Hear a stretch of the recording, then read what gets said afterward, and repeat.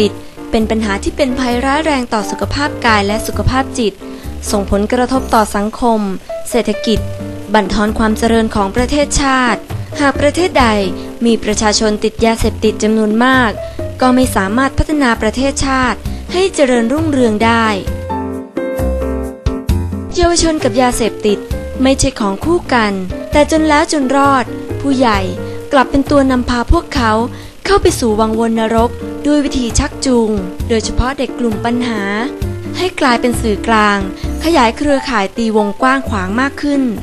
เด็กมีปัญหาเหล่านี้ไม่ว่าจะเป็นเด็กเร่ร่อนกลุ่มเด็กเที่ยวกลางคืนกลุ่มแก๊งซิ่งรถหรือแม้แต่เด็กที่นิยมความรุนแรงยกพวกตีกันเด็กเหล่านี้ล้วนเป็นเหยื่อชั้นดีของยาเสพติดเลยทีเดียว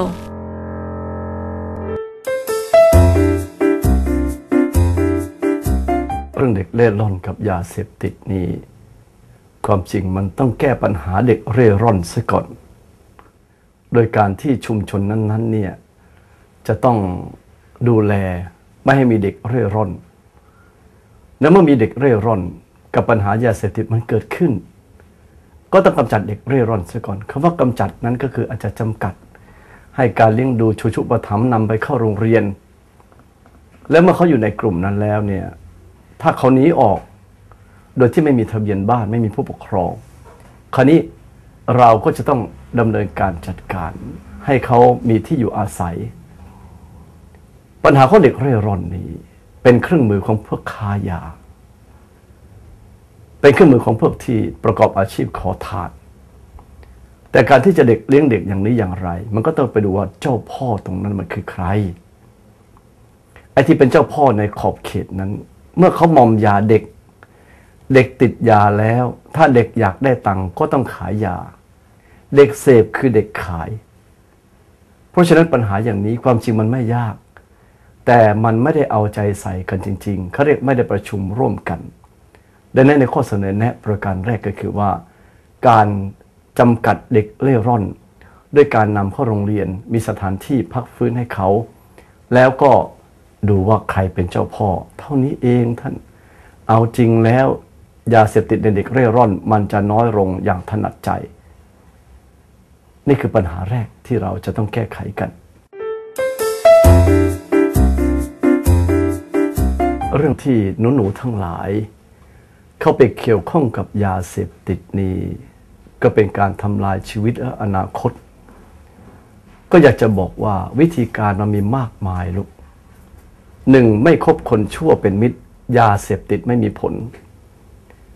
ปัญหาของพวกเราก็คือว่าการคบคนชั่วเป็นมิตรยาเสพติดจึงเข้ามามีผลในชีวิตของเราไอ้เรื่องเพื่อนชั่วเนี่ยทำให้เราได้เสพสิ่งที่ชั่วดังนั้นจงเข้าใจตรงนี้เสียก่อนว่าถ้าเราไม่คบคนชั่วเป็นมิตรยาเสพติดไม่มีผลประการที่สองไม่ประชดชีวิตยาเสพติดไม่มีผลในเราเกิดมามีปัญหาชีวิตแล้วลุงเองก็มีปัญหาชีวิตเรามีปัญหาชีวิตเราใกล้ชิดผู้ใหญ่เรามีปัญหาชีวิตเราใกล้ชิดนักปราชญ์เรามีปัญหาชีวิตเราเพิ่มความฉลาดในการศึกษาชีวิตเราก็หมดปัญหาเรามีอนาคต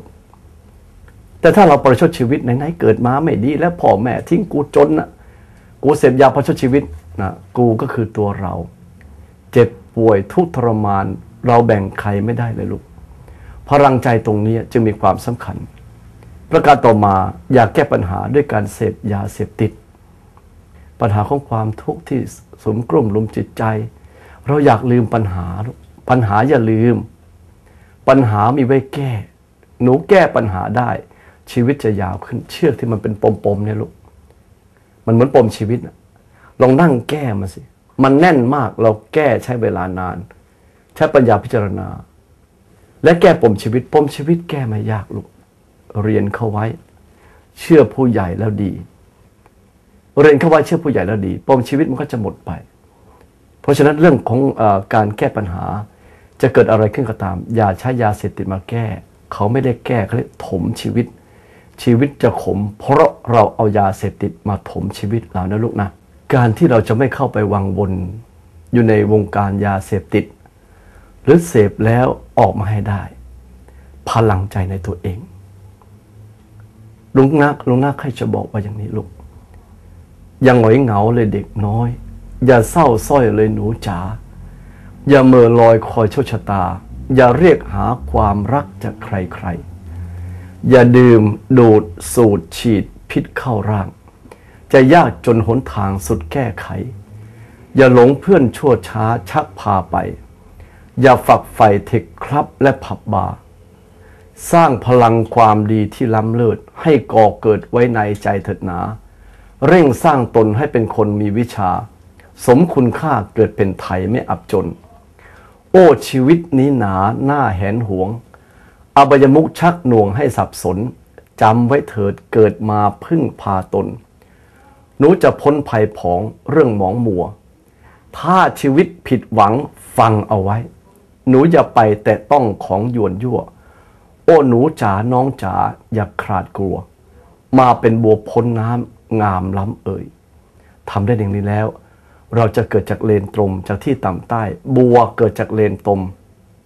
ผ่านดินผ่านน้ำเจอพระอาทิตย์ชั้นใดหนูทั้งหลายจงประคองชีวิตให้พ้นจากเลนลมตมชีวิตและเป็นบัวพ้นน้ำตรงนั้นโลกกำพร้าคนเล่ร่อนจรจัดคนพลาดพลั้งอย่างเราจะมีคนสรรเสริญลูกขอให้ทุกคนมีกำลังใจนะลูกนะการปราบปรามเป็นการแก้ปัญหาที่ปลายเหตุการป้องกันยังเป็นสิ่งที่สำคัญโดยการให้การศึกษาและความรู้เรื่องพิษภัยและโทษของยาเสพติดอย่างต่อเนื่องแก่ประชาชนครูพ่อแม่ผู้ปกครองเด็กและเยาวชนโดยเฉพาะพ่อแม่ผู้ปกครองจะต้องเอาใจใส่ดูแลลูกหลานให้ความรักความอบอุ่นแก่ครอบครัวเป็นที่พึ่งของเด็กได้เมื่อเด็กมีปัญหาสามารถจะพูดคุยโดยช่วยกันแก้ไขปัญหาให้เด็กใช้เหตุผลกับเด็กไม่ใช้อารมณ์เพราะการใช้อารมณ์อาจจะทำให้เด็กเกิดความน้อยเนื้อต่ำใจกลุ้มใจและเตลิดออกจากบ้านไปพึ่งยาเสพติดและเสียอนาคตได้ในที่สุดเยาวชนคืออนาคตของชาติอย่าให้ตกเป็นทาสของยาเสพติด